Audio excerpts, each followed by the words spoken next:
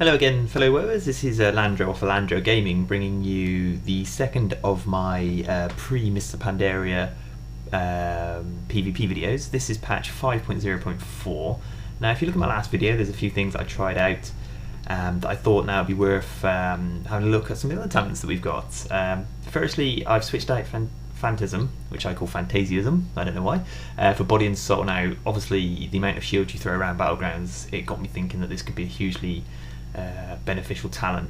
I quite like it for the fact that it will add a little bit of movement to myself, because obviously melee chaining us is still obviously pretty disastrous and it normally leads to a death. But I've also thinking that it will be buffing my allies as well, so giving boost to my allies. Obviously it's not limited to just myself, it's whoever I shield, so it could be beneficial on that front. I've got rid of Void Tendrils and gone with Psyfiend purely because Void Tendril seems to be quite bugged at the moment.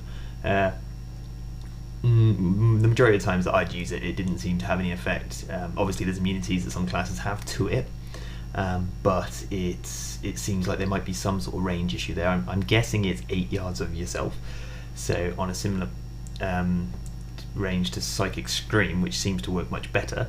I thought that might have been the issue. I don't quite know, but at the moment Psyfiend is borderline overpowered, so I think that's probably the one I'm going to go for a few attempts, see how I get on with that. Maybe if I do some Orify Basins later, Dominate Mind might be usable, but it's just the cooldown on that makes it not as attractive as what it used to be prior to this patch. But the rest of the talents I've stayed the same. Power Infusion, I will like to give Divine Insight a try, maybe some later BGs, but the benefit of Power Infusion again is that you can put it on an ally, is not just limited to yourself, so it'd be interesting to see how that works. And one of the glyphs I've changed out is I've got rid of the Prayer of Mending glyph, which obviously gives a 60% increase to the first bounce of Prayer of Mending, and I've gone with Penance, the movement Penance glyph. I didn't find there was too much issue with mana in the last set of BGs I've done, so we'll see how I get on with this one. I wanted to keep, obviously Inner Focus is obligatory, I don't think there's any way you're going to be getting rid of that, but I wanted to keep Inner Fire. Instant Inner Fire I think it's very beneficial. It's probably about as powerful as a Prayer of Mending when you think of how much it hits for in comparison to what the healer gives to you, and even if you've got somebody sort of stuck on you, that you can be running away and cast it instantly with the additional Penance movement and the extra movement that you'll be getting off Body and Soul.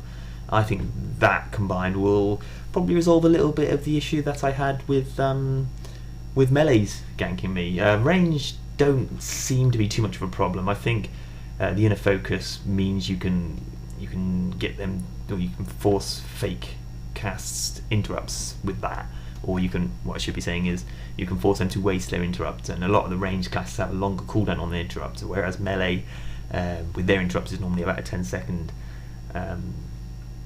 cooldown, as well as their stuns and whatnot. So I think the more mobility we can get against melee would probably be the better, but we'll see how we get on. I mean, I'll queue myself up now and give it a go. It's Call to Arms. I'm going to go into the Call to Arms. I won't commentate in real time because at the moment it's a bit inconvenient because I'm using a microphone, not a headset, so I'd rather wait until I get all that sorted, and I'll do some. The plan is to get some commentary going as I play with my XSplit, which I've now got up and running, with the little webcam, a little picture of me, and you'll see my game face. We'll see how that goes. But for the time being, I'll stop my fraps here and stop this audio here, and then I'll add that on later. So yeah, hopefully it goes well. So we'll have a little tray. So yeah, I completed the BG that you saw me queuing for previously. And it was good fun, so now I'm going to go back over the footage and do the commentary, which is the way I normally do it, because I said that, as I said previously, the microphone issues that I've got at the moment, and it will need to do it a lot better this way. I found that the changes I made to my glyphs and my talents helped greatly. Unfortunately, there wasn't quite so many melee in this BG that I entered. It was quite a lot of range, quite a lot of mages I happened to come across, so from that perspective, I didn't necessarily get to try the changes quite so much as I liked.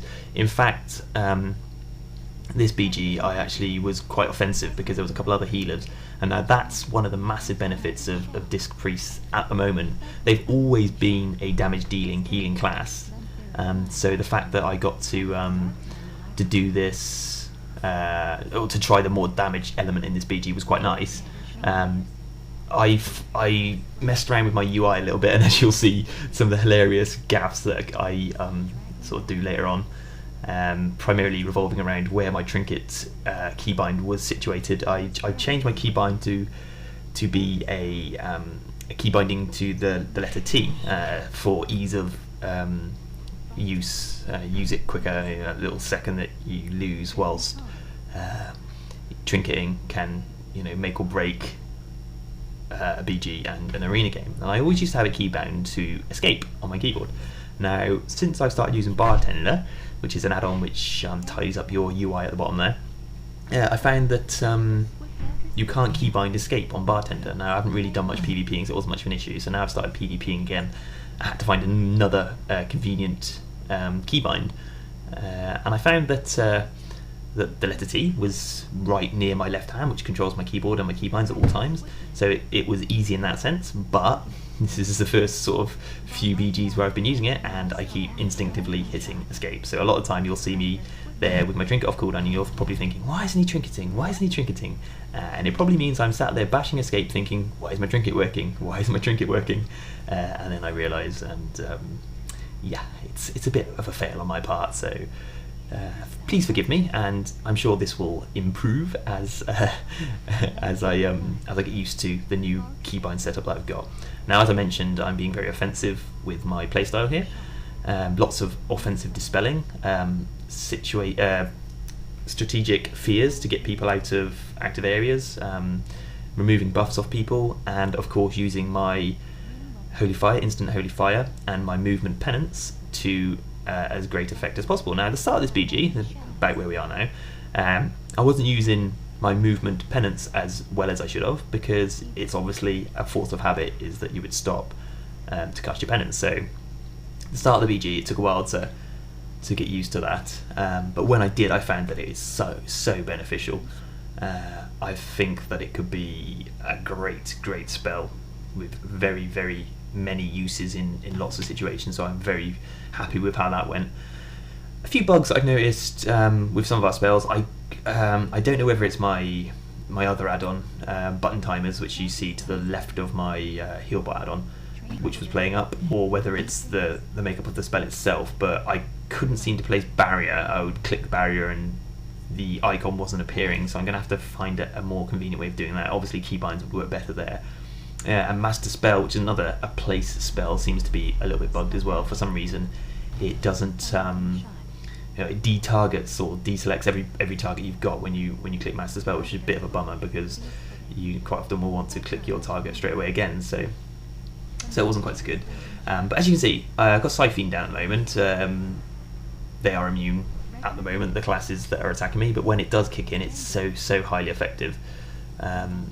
It fears pets, it fears anybody that's attacking you within a 20-yard radius, so it can be fantastic. It's very good if you're trying to cap a flag, I found, and I found this when I was doing the little bit of Dark Moon Arena with some friends earlier on. It was beneficial in so much as you could drop that, and then you can control your fears a little bit better, and you could sort of ninja captures with it. So I think it could be beneficial on that front. The other things that changed were it was mostly penance, and it was mostly the shields. Now the shields again didn't have quite so many in this BG melee in this BG to test it as much as I would have liked, but I did find being able to shield and then penance whilst you got the speed increase to be out of interrupt range was really good. I think there's a little bit of a battle here with a Blood DK. Admittedly, the team we were facing weren't highly skilled. They were somewhat disorganised. I think we got the upper hand at the start with the three based cap we had for a few minutes at the start, which gave us a massive head start. I don't know if they gave up, but they weren't the best players anyway. But they can still gank, and I still got ganked, even though we've got sort of 70% PvP resilience in total. A combination of bad play on my part, missing my trinket spots, spamming escape, bubbles not being placed, and all that kind of stuff. I didn't play very well in this BG, but we still won. It's a learning curve. I think that's some good advice that I will give you. If you change any of your UI, any of your setup, any of your keybinds, anything about your class, then random BGs are the place to go and test it out. And keep running them, keep spamming them. Don't be afraid to die. Don't get upset when you die. Don't worry that you make mistakes. Everybody does, especially when you're learning. It's better you make them now when you're learning than you break a team in a rated BG or in an arena. It's better to find out the problems now. Overall, my impression of Disc at 5.0.4 is good. There seems to be a very nice balance between the power of the heals and the offensive abilities that we have.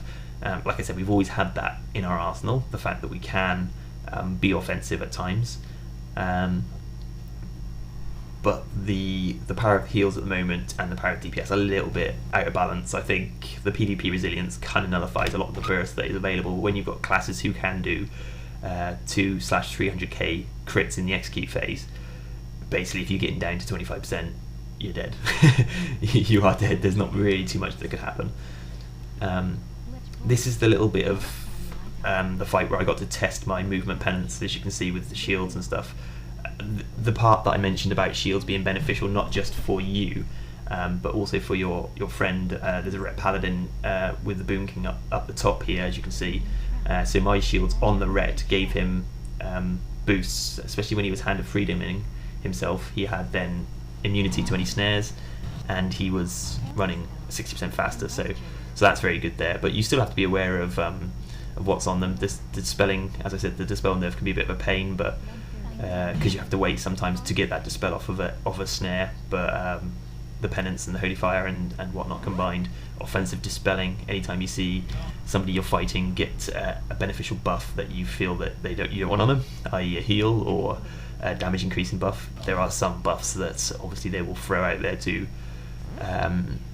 try and force you to just waste mana. Doesn't happen so much in the low level kind of things, but it does happen in some of the higher rating arenas. If you see somebody spam dispelling you, for example, sometimes levitating yourself continuously can be an advantage, especially with the glyph of increased speed with the levitate, which might prove beneficial in some of the upcoming content. Who knows?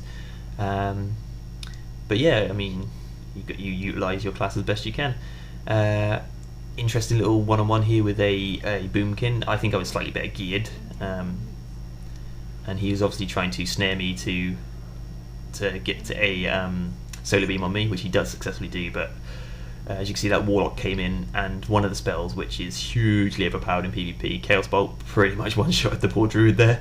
And then I go in and try and act like a hero, and end up getting ganked again, purely because I didn't know everybody was going to res, and they play quite well, I play quite poorly. I'm sat in some CC, and rather silly on my part, I'm there thinking I'm bashing my trinket and wondering why my CC, I'm not getting out of the CC, thinking that I got re-CC'd and my trinket was on cooldown, not using my new abilities such as Spectral Guise as well as I should, and focusing a little bit too much on my friends. A horrendous bubble there. I thought that was the Warlock there in the distance. It was actually his pet, so not much skill on my part there. But this is the part that I majorly fail on, and I was very upset about with myself here. I knew I was in CC, and I'm spamming my what I thought was freedom escape, and my trinket is just remaining on cooldown as they successfully ganked me. So lesson learned. I now know to hit T to use my trinket. But it was all good fun. Like I said, I think we ended up with a slightly better team in this BG. We also had a couple of healers, which makes a huge difference. But I was very impressed with the amount of damage that I was doing. As you can see, healing wise with my shields, it's quite impressive. But damage wise, you're quite good on damage front, and you can ninja a lot of killing blows, second on killing blows with lots of shadow with death ninjas. But yeah, I enjoyed those changes, and I'm going to have some more BGs, and I'll upload them for you to have a look at. So thanks for watching. Landro out.